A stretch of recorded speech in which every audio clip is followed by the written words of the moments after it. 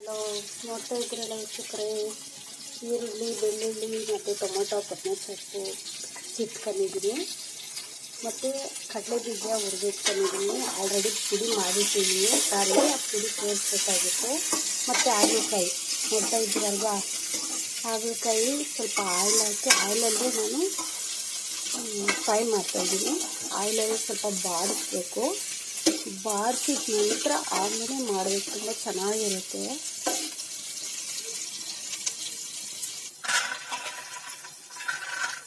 ಎಲ್ಲ ಸ್ವಲ್ಪ ಪುಡಿ ಮಾಡಿಟ್ಕೊಂಡ್ಬಿಟ್ಟು ನನಗೆಲ್ಲ ಸ್ವಲ್ಪ ಮಾಡ್ತಾಯಿದ್ದೀನಿ.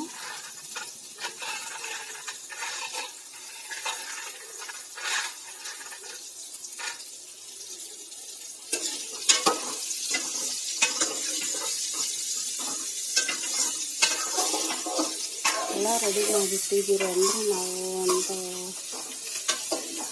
ತಿಂಗಳಿಗೆಲ್ಲ ನಾವು ಹಾಗಲಕಾಯಿ ಫ್ರೈ ಮಾಡ್ಬೋದು.